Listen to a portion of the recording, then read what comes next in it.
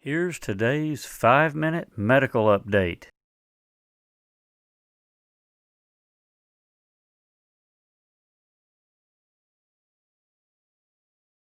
Now, you may have noticed that at times you'll see on the bottom of my sleeves a video artifact, and I'm sorry about that. I'm still learning this whole technology, but hopefully it's having its point, and the surroundings help you kind of have a feeling that we're talking about medical and scientific things that relate to infectious disease. I'm going to be working on some new sets in the near few weeks, but we're always trying to improve, and if you see things that are distracting, or if you see things that I'm using that get in the way of the information, please let me know. So, and now we move on to part 4 of our series. Galileo to consensus science, I spit on you.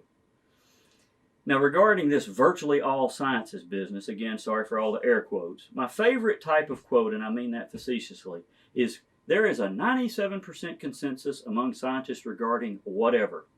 Now, I'm going to share with you today the fallacy of consensus science with some robust examples. And we'll start with geology. Earlier in the last century, an individual fighting geological consensus science proposed with evidence tectonic plate theory. His name was Wegener. This was revolutionary. It was 1912. The acceptance of factual, reproducible, unbiased evidence was delayed for many decades because the theory was seen as a threat to geological science establishment. Now to astrobiology. In the 1920s and 1930s, it was a vast consensus of most respected scientists that there was life on Mars, replete with drawings showing canals and Dr. Seuss-like streets and civilizations of green men and women, and also that there was a planet near the sun named Vulcan that stabilized the orbital circuit of Mercury around the sun. Now to medicine. The consensus of 99% of doctors in 1984 was that ulcers were caused by stress and increased stomach acid. No one would believe that bacteria cause stomach ulcers until Barry Marshall swallowed some, says the New Scientist on September 8, 2010. Yet overturning such a long-standing consensus to the contrary would not be simple. As Dr. Marshall put it himself, beliefs on gastritis were more akin to a religion than having any basis in scientific fact. Dr. Richard Feynman in 2019 stated in an interview for the BBC, if a scientific hypothesis disagrees with experiment, it's wrong. I will comment this: you cannot have science without experiment. Anything that starts with the theory of is not science. Now I'm going to stop and pause for just a second and share an example. We all know that the theory of relativity proposed by Albert Einstein was true, and he did this as a patent clerk in Switzerland in 1905. He had no experiments. What he had was a theory of relativity. But in 1918 in the South Pacific, very near where I do mission work with my wife, a group of scientists from Europe took a ship to the middle of the South Pacific Ocean, and they watched the transit of Venus across the sun through specialized telescopes. And they were able to prove that, in fact, the mass of the sun bent light, and that they could see a planet that should be behind the sun, which proved to mathematical certainty the theory of relativity. Then it became science. You cannot have science without experiment, and we continue. If there is no experiment and unbiased and reproducible data, it isn't science, it's theory. Science means knowledge in the original language. Theory admits that we don't know. Beware when the media or politicians claim settled science.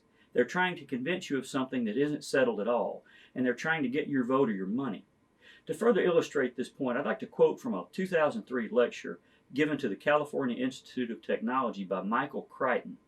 And I was gratified at these comments after I wrote much of this 5-video series to find his statements to the California Institute of Technology.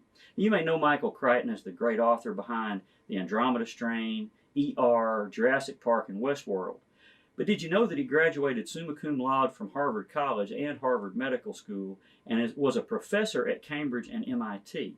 He stated in his talk, I want to pause here and talk about this notion of consensus and the rise of what has been called consensus science. I regard consensus science as an extremely pernicious development that ought to be stopped cold in its tracks. Historically, the claim of consensus has been the first refuge of scoundrels. It is a way to avoid debate by claiming that the matter is already settled. Let's be clear. The work of science has nothing whatever to do with consensus. Consensus is the business of politics. Science, on the contrary, requires only one investigator who happens to be right, which means that he or she has results that are verifiable by reference to the real world. In science, consensus is irrelevant. What is relevant is reproducible results. The greatest scientists in history are great precisely because they broke with the consensus. There is no such thing as consensus science. If it's consensus, it isn't science. If it is science, it isn't consensus, period. Now, I'm going to make a comment about this. So, what have we been told about, for example, hand washing? During this current viral crisis and epidemic, we've been told do it, and no one has argued. Now, masks is another issue that we're currently tackling. Why doesn't anyone argue that hand washing is settled science and a consensus? Because it has been proven against a totally wrong consensus in science in 1849. If you'll reflect, settled science is so because it was a minority working against a majority that were trying to quash the minority to avoid losing power and influence. In matters of conscience, the law of the majority has no place, Mahatma Gandhi said. Now back to Crichton. Commenting on this, he stated, in 1894, Semmelweis demonstrated that sanitary techniques virtually eliminated puerperal, that is, childbirth fever, in hospitals that were under his management as a physician. Now, the consensus said that he was a Jew, ignored him, and dismissed him from his post. There was, in fact, no agreement on puerperal fever until the start of the 20th century. Thus, the consensus took more than 70 years to arrive at the right conclusion, despite the efforts of the prominent skeptics around the world, skeptics who were demeaned and ignored, and despite the constant ongoing deaths of women. So as occurs now, they criticize Semmelweis' religion, and they attacked his character, ignoring the life-saving evidence that didn't fit their worldview. He mentions Wagner and tectonic science and then says, and shall we go on? The examples can be multiplied endlessly, Jenner and smallpox, Pasteur and germ theory. Now I'll comment from Stephen Covey in his landmark books, The 7 Habits of Highly Effective People and First Things First, where he states, throughout history, every great breakthrough is a break with. Back to Crichton. He closed his address with these words. Finally, I would remind you to notice where the claim of consensus is invoked. Consensus is invoked only in situations where the science is not solid enough. Nobody says the consensus of scientists agree that E equals mc squared. Nobody says the consensus is that the sun is 93 million miles away. It would never occur to anyone to speak that way. I want you to search the phrase superseded, that's S-U-P-E-R-S-E-D-E-D, theories, on Wikipedia and see the scores of scientific consensus issues that were wrong. Whenever you hear the consensus of scientists agrees on something or the other, reach for your wallet because you're being had. You'll see that real geniuses are hardly ever part of the consensus.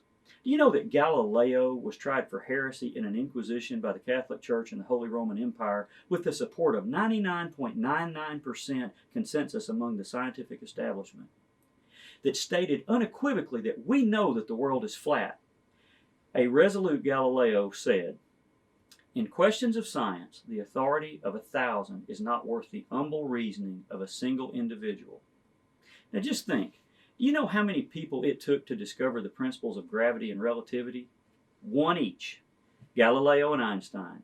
Science isn't consensus. Research scientists obey the will of their patrons and funding donors, and in the documentary Expelled by Ben Stein, it is known now that the vast majority of secular university research departments and government agencies are enslaved to leftist, anti-Judeo-Christian, anti-Western beliefs in an environment with an unstated rule that only leftists who agree with the party line will be successful in academia. We are seeing consensus, opinion, cable news, and social media suppress inconvenient but good data and magnify only what fits their political worldview or serves their purposes, as the response to this World Health Organization review well shows. Einstein famously said, genius abhors consensus because when consensus is reached, thinking stops. Then he said to his audience, now stop nodding your heads. When asked in 1931 about Albert von Brun's review, 100 authors against Einstein, Einstein quizzically quipped, 100 authors? If I were wrong, then only one would have been enough. The Nazis loved them some consensus. Now, I'll see you in the final installment in part 5. 1,000 backtracking scientists can't be wrong in the era of feeling over fact. I'll see you soon.